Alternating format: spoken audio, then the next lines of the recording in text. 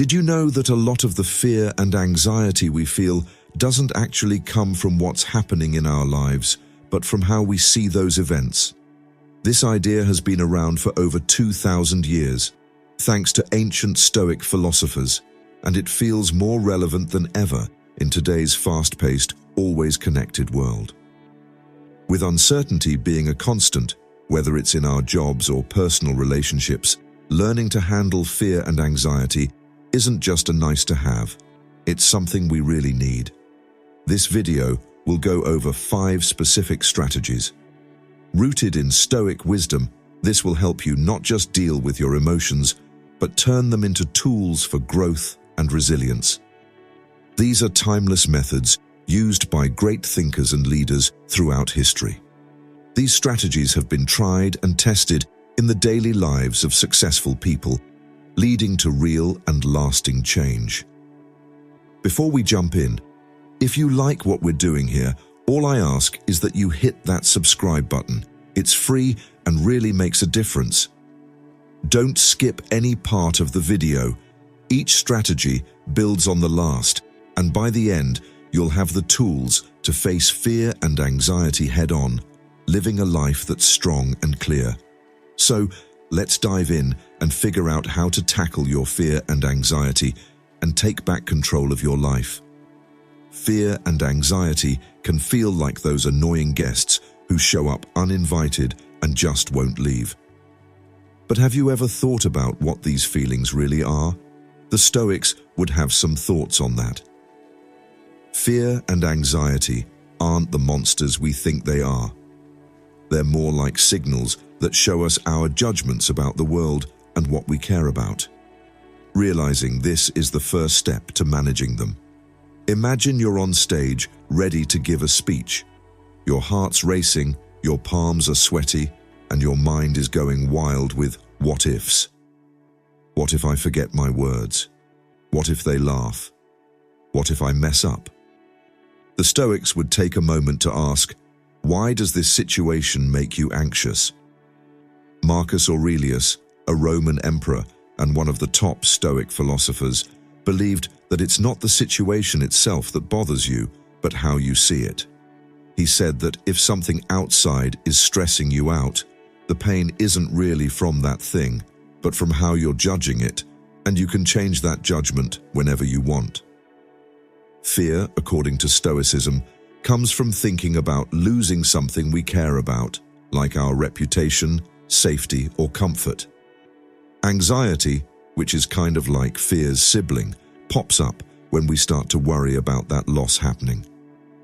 Before it even happens, both emotions feed off uncertainty, turning the unknown into something really scary. But this is where Stoic wisdom comes in handy. They teach us that we don't have to let these feelings take charge. Instead, we can question them, figure out where they come from, and decide if they're worth our time. One of the biggest lessons from Stoicism is knowing the difference between what we can control and what we can't. Epictetus, a former slave who became a philosopher, put it simply, some things are up to us. Some things are out of your control. You can't change how others react to what you say, the weather on a big day, or the unexpected turns life takes. But what you can control is your own mindset, how you think about these situations and how you choose to respond when fear and anxiety creep in. The Stoics would suggest asking yourself, is this something I can control? If it isn't, then why waste your energy worrying about it? It's like carrying around a heavy bag filled with stuff you don't need or can't use. It's just a burden. Letting go of the anxiety over stuff you can't control is not just freeing, it's a total game changer. But what about the things we can control? Stoicism isn't about just accepting whatever happens. It actually pushes us to own our actions and thoughts. If you're scared because you think you're not ready for something, then get ready. If you're anxious because things are uncertain, focus on what you can do to handle it. The Stoics believed in living life proactively, not just reacting to whatever comes our way. Having a proactive mindset can help us tackle fear before it really sets in. The Stoics really got this, especially when it comes to values. Fear often pops up when there's a mismatch between what we truly care about and what we focus on. Are we too worried about what others think? Are we holding on too tightly to our stuff or chasing short-lived comfort? Seneca, one of the key Stoic thinkers, pointed out that if you're scared of death, you'll never do anything that's truly worth living for. But that doesn't mean we should just ignore fear completely. Instead of just going with the flow, let's take a moment to figure out if what we're dealing with is just something trivial or if it actually means something important. By grounding ourselves in Stoic principles, we start to view fear and anxiety not as overwhelming obstacles, but as chances to reflect and grow. They prompt us to rethink our priorities, shift our perspectives, and concentrate on what really matters. When we tackle these emotions with a Stoic mindset, we take back our power. We stop being at the mercy of our feelings and become active players in our own lives. So the next time fear or anxiety comes knocking, take a moment to pause and ask yourself, what am I really scared of? Can I control this? Am I focusing on what truly matters? These are the kinds of questions the Stoics would ask, and their answers can help turn fear into a tool for growth.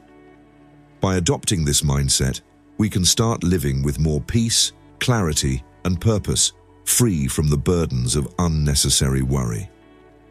It's amazing how much our thoughts shape our reality.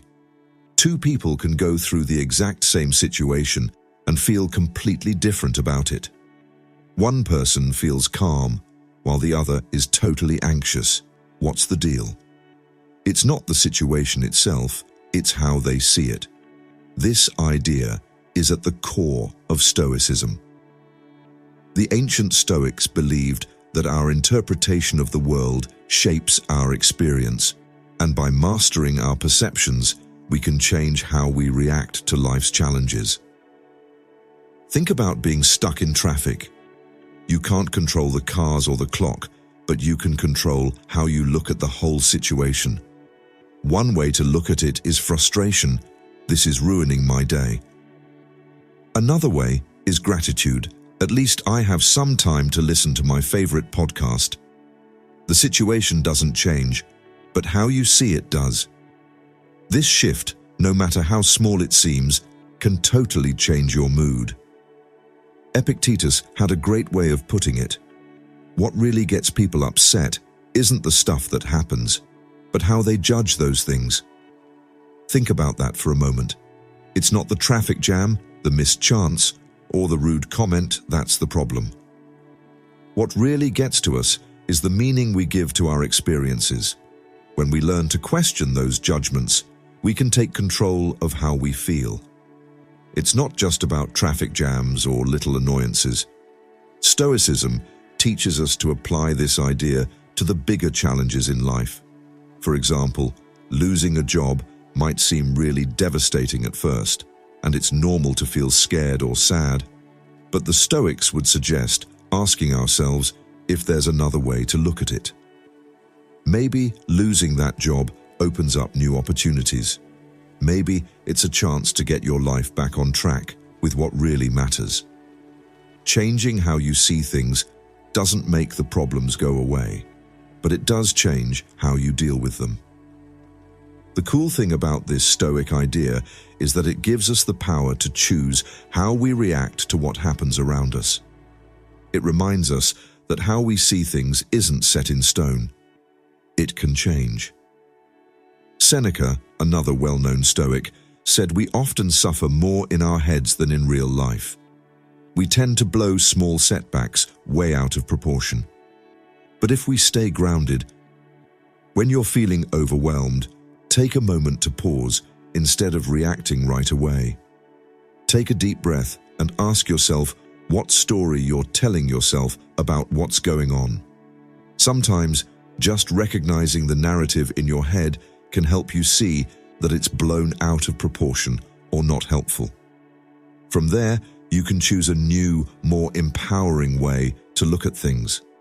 This practice of reframing isn't about pretending everything's okay when it's not. Stoicism isn't about just being blindly positive. It's about seeing things for what they are and responding in ways that match your values and goals. Marcus Aurelius often reminded himself to concentrate on what he could do right now instead of getting caught up in fear or regret. He said, not to let your thoughts about life as a whole bring you down, but to stay focused on what's happening in the moment. The Stoics also got that how you see things can turn tough times into chances for growth. A failure can either feel like a dead end or be viewed as a valuable lesson. Rejection can feel like a loss or a chance to head towards something better. If you change how you look at things, you can take charge of your experiences, no matter how tough they get. Once you see your perspective as a tool, you realize you have a lot of power over how you feel. Life will always throw challenges at you. That's just a part of it. But what you can control is how you see those challenges. As the Stoics say, figuring this out is the key to mastering yourself. Have you ever thought about that? How much time do you spend thinking about anything other than right now? Your mind might be going over a conversation from yesterday or worrying about what could happen tomorrow.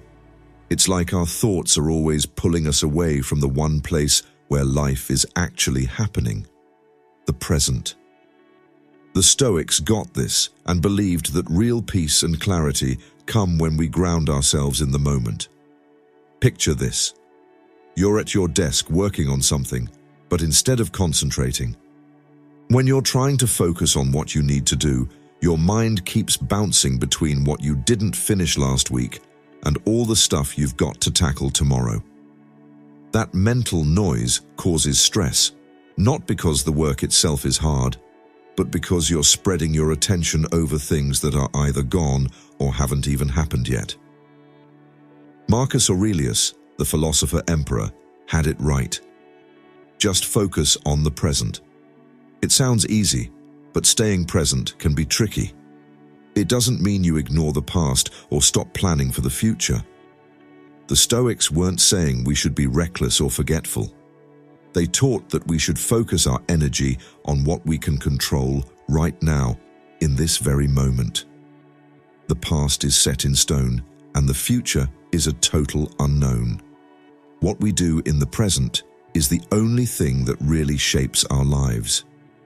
Think about how much anxiety comes from either regretting the past or worrying about the future. You might be replaying an awkward moment from last week, wishing you'd said something different, or maybe you're just anxious about what's coming next. When you're stressing over an upcoming decision and playing out endless what-if scenarios in your head, the Stoics would say to take a moment and ask yourself, what can I control right now? Epictetus, one of the great Stoic teachers, reminded us that the present is the only time we can actually act and make choices. Staying present not only cuts down on anxiety, but also makes life more enjoyable. How often do we rush through our days without really noticing what's happening? We're so caught up in checking off tasks and worrying about what's next. We often forget to appreciate the little things, like the warmth of the sun on our skin, the sound of laughter, or the satisfaction of finishing a task well. The Stoics believed that by really being in the present moment, we can find joy and meaning even in the most ordinary things. One way they stayed grounded was through what we might call mindfulness today. They would remind themselves to focus on whatever they were doing, no matter how simple or complicated it was.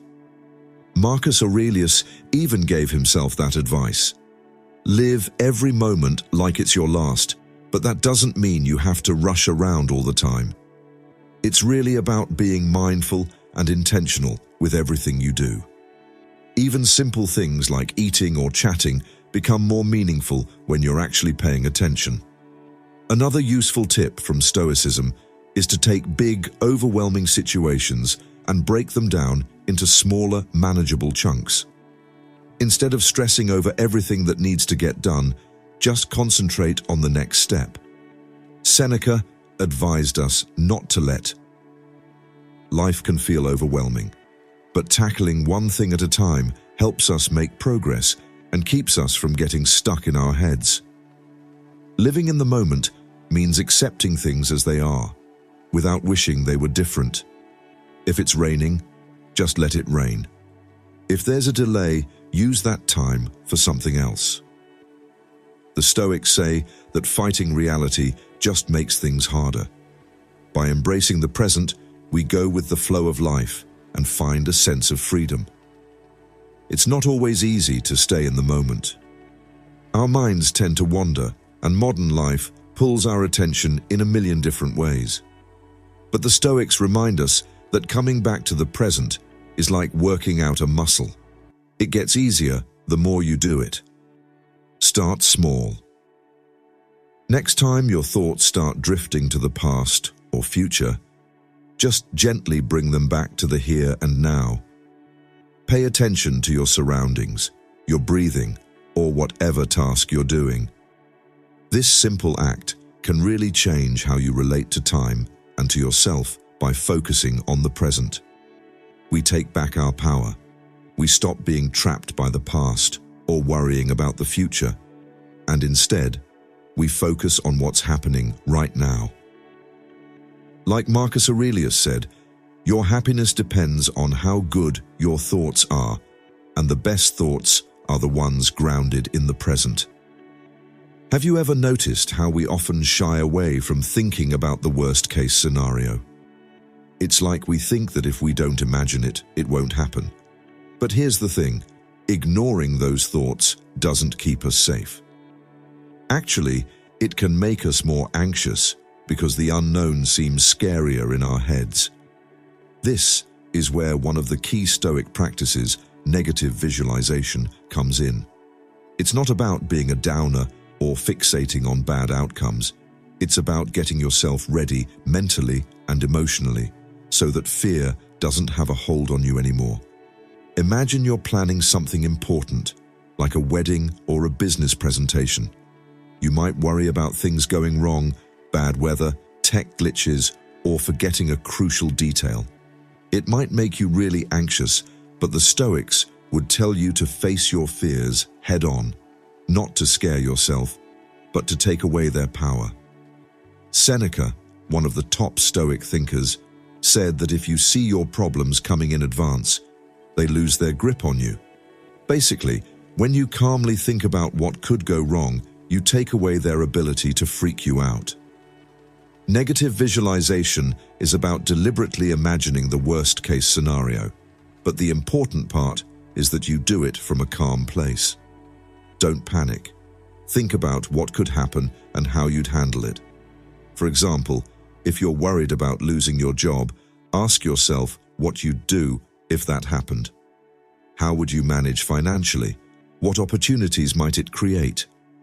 By facing that possibility, you start to realize it's not as disastrous as it seems when it's just an unspoken fear hanging around in your head. This practice not only gets you ready for life's challenges, but also has a surprising bonus: gratitude. When you think about losing something really important, like your health, your home, or someone you love, it makes you appreciate those things even more right now. Marcus Aurelius, the Roman emperor and Stoic philosopher, often thought about how nothing lasts forever to stay grounded. He reminded himself that everything we have is borrowed, not really ours.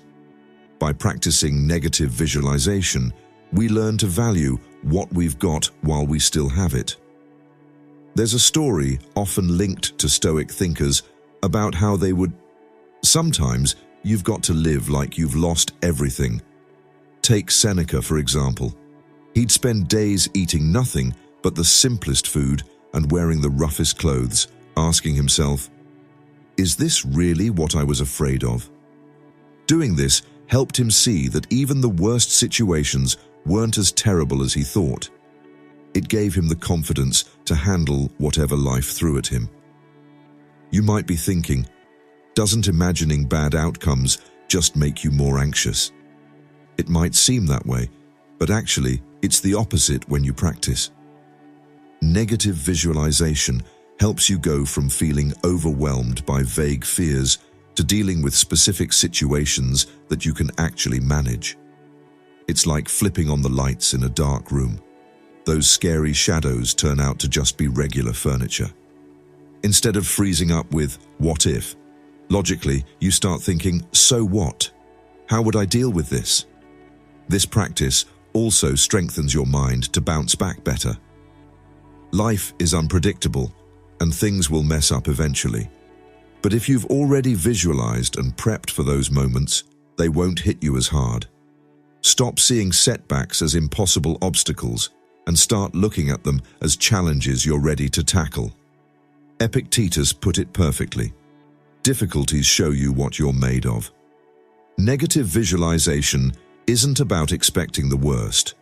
It's about being ready for it. It's like carrying an umbrella on a cloudy day. Hopefully, you won't need it, but it's good to be prepared just in case. Being prepared doesn't make you anxious. It boosts your confidence. You know that whatever comes your way, you have what it takes to deal with it. So, how do you practice this? Start small. Take a few minutes each day to think about something you're afraid of. It could be a project going south, an unexpected bill, or a tough conversation. Picture it in detail. Not just the problem, but how you'd handle it. What would you do? How would you adjust? While you're doing this, remind yourself of your strengths and the resources you have. Over time, you'll notice those fears start to fade, and you'll feel more calm and in control.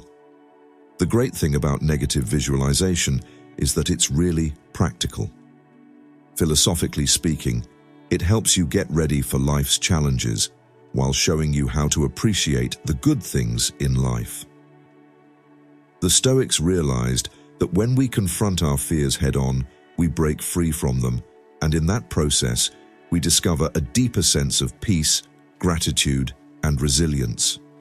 Resilience isn't something you're born with, it's something you develop, often during the toughest times.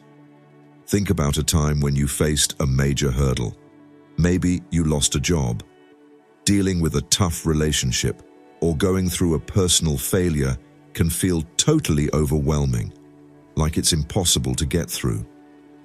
But when you look back, you probably realize those experiences helped shape who you are. They showed you your strength and how tough you can be. At the heart of it, that's what the Stoics believed, that being able to endure is the key to bouncing back. The Stoics had a different way of looking at hard times.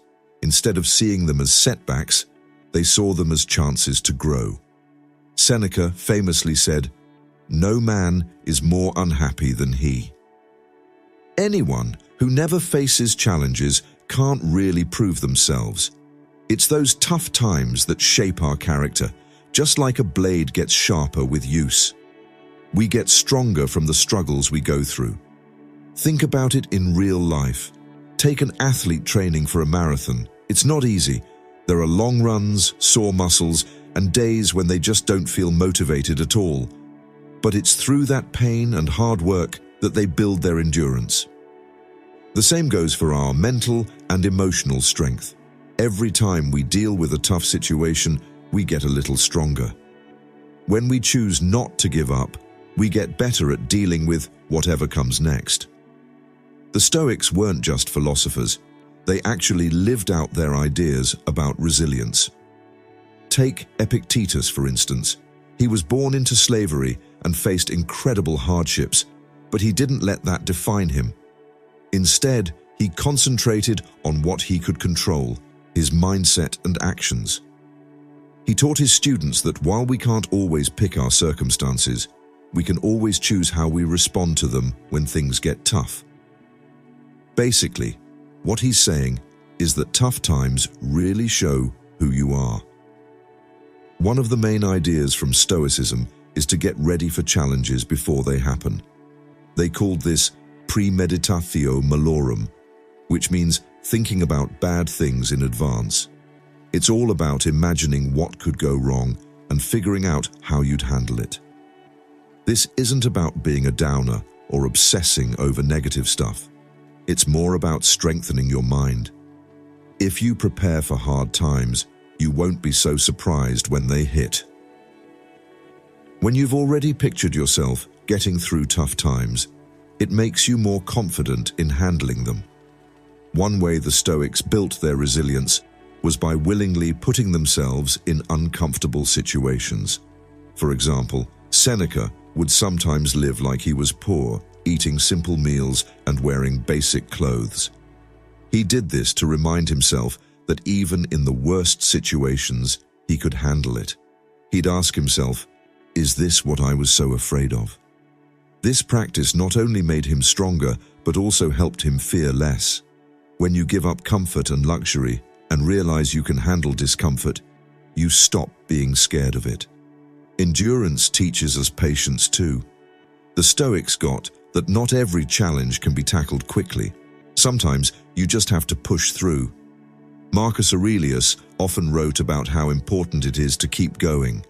He reminded himself to face each day's tasks, no matter how tough they were, with discipline and focus. "Endure and persist," he said. That's the way of life. It's easy to glamorize resilience, but the reality is, building something isn't glamorous. It's messy, uncomfortable, and often super frustrating. But it's also really rewarding. Every time you push through a tough moment, you show yourself what you're capable of. You learn that pain, whether it's physical or emotional, is only temporary. You realize that setbacks don't have to define you. They can actually help shape you. The Stoics didn't see resilience as a final destination, but as something you keep working on. Life will keep throwing challenges our way, sometimes in ways we can't even predict. But by embracing endurance, we become stronger. Every time we face a challenge, we stop being afraid of tough situations and start seeing them as chances to grow. Have you ever felt totally stuck because you wanted to achieve a specific result? Maybe you've put your heart and soul into a project, a relationship, or a personal goal, only to end up obsessively worrying about whether it'll turn out the way you wanted. It's draining, right? That fear of failing or being let down can really mess with your peace of mind. But what if you could just let go of that pressure and concentrate on enjoying the journey instead? The Stoics believed that not only is it possible to live a fulfilling life, but it's also essential. At the core of Stoicism is the idea that we can control our actions, but we can't control what happens as a result. Epictetus put it simply: some things are in our hands and some things aren't. Your effort, your preparation, and your attitude are all things you can control, but the outcomes depend on a ton of factors, many of which are totally beyond your control. Realizing this difference is freeing. It lifts a weight off your shoulders. Stop stressing about things you can't change and focus your energy on what you can control. Think of an artist working on a painting. They put their heart and soul into every brushstroke. But once it's done, how people see it is beyond their control. Will it get praise or criticism? The Stoics would say that doesn't matter. What counts is that the artist did their best and stayed true to their vision. The same goes for anything in life, like when you're applying for a job. When you're training for a marathon or starting a new business, your job is to give it everything you've got. It's not about obsessing over a specific outcome. Letting go of the results doesn't mean you stop caring. In fact, it's the opposite. It means you care deeply about what you're doing while understanding that the outcome isn't completely in your hands. Marcus Aurelius, the Roman emperor and Stoic philosopher, used to remind himself to focus on his responsibilities instead of the rewards. He said, "Never let the future disturb you. You'll face it when it comes." Using the same reasoning that helps you deal with the present, this mindset keeps you focused on the now and free from worrying about what might happen. One of the biggest stressors in life is the difference between what we expect and what actually happens. We aim for a specific outcome, and when things don't go as we hoped, we feel frustrated, disappointed, or even defeated. The Stoics remind us that this suffering usually comes not from the situation itself, but from our attachment to those expectations. By letting go of how we think things should go, we can handle life's ups and downs with more strength and calm. Picture this. You're cramming for a big exam. You've done all the prep, hours of reading, practice tests, and even lost sleep over it. But when exam day comes, the questions are way tougher than you expected, or maybe you're just not feeling great. The result is totally up in the air, no matter how hard you tried. Instead of stressing over the score, the Stoics would tell you to shift your focus. Did you really put in the effort? Did you prepare and give it your all? If you did, then you've succeeded, no matter what grade you got. This same idea goes for relationships. Sometimes, even when you try your hardest to communicate, support, or care for someone, things just don't work out. It's easy to blame yourself or feel like a failure, but the Stoics would say that you can't control how others feel or what choices they make. What you can control is how you showed up. How you behaved and treated others can help you find peace, even when things don't turn out the way you wanted. Letting go of the results doesn't mean you're giving up on your dreams or goals. It's about finding your happiness and self-worth in the journey, not just the outcome. When you measure success by your effort, instead of seeking approval from others, you regain your power. Seneca put it perfectly. A wise person is satisfied with what they have, without longing for what they don't. This doesn't mean you should just settle. It means finding satisfaction in the effort itself instead of just the results. The beauty of this Stoic idea is that it gives you a sort of invincibility. When you stop obsessing over outcomes, you're not at the mercy of what happens. Whether you win or lose, succeed or fail, you stay steady because your worth isn't based on the results. It's about how you live your life. Courage is one of those qualities we all admire in others, but we often hesitate to see it in ourselves. We picture heroes in movies, firefighters rushing into burning buildings, or activists fighting against injustice are definitely acts of bravery. But courage isn't just for those extraordinary moments. It's something we should try to practice every day, often in the quiet struggles that nobody else sees. The Stoics really got this. They believed courage isn't about being fearless, but about taking action even when you're scared.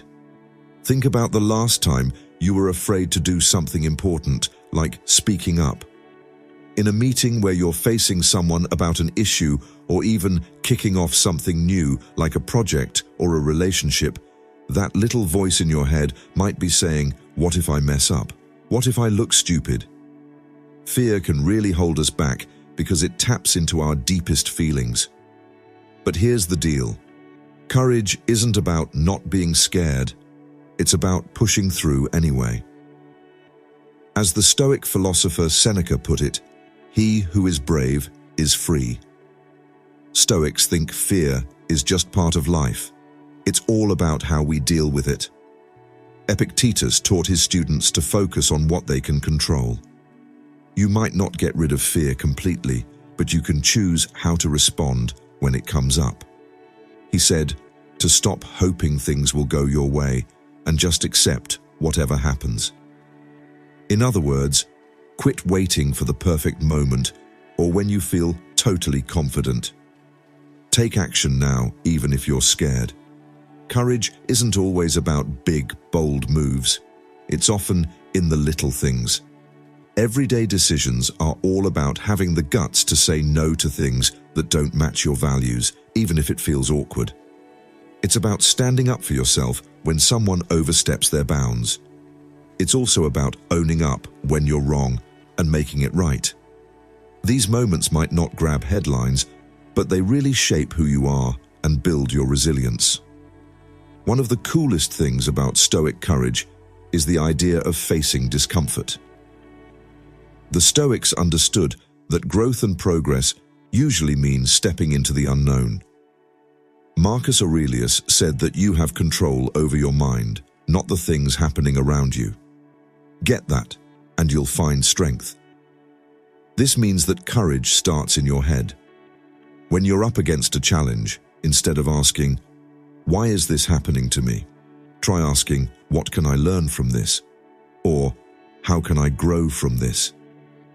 Fear often feeds off uncertainty, and the what-ifs can spiral into something overwhelming, making the challenge feel impossible.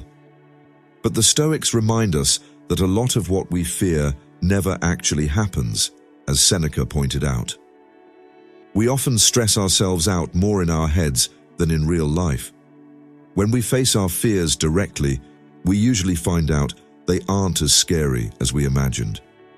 It's the avoidance that gives fear its power.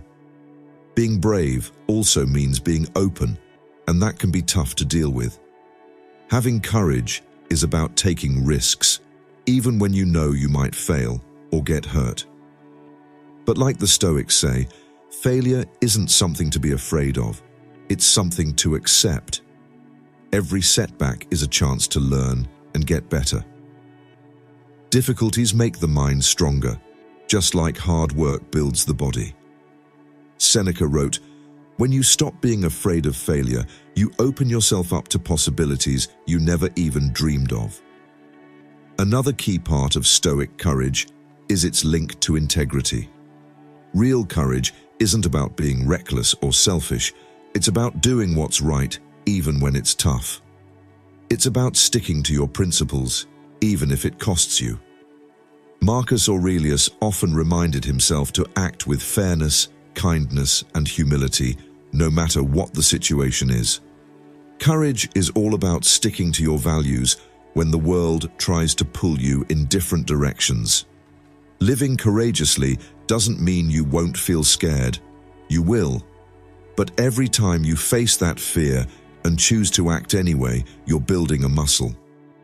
And just like any other muscle, the more you use it, the stronger it gets. Over time, you'll find that the things that used to intimidate you don't hold the same power over you anymore. You'll discover a sense of freedom that comes from knowing you can handle whatever comes your way. No matter what life throws at you, fear and anxiety don't have to take over. With the timeless wisdom of Stoicism, you can turn those feelings into strength, clarity, and resilience. Remember, every little step you take to control your emotions is a step toward taking control of your life. Thanks for being part of Stoic Journal today. Your time and attention really mean a lot to me.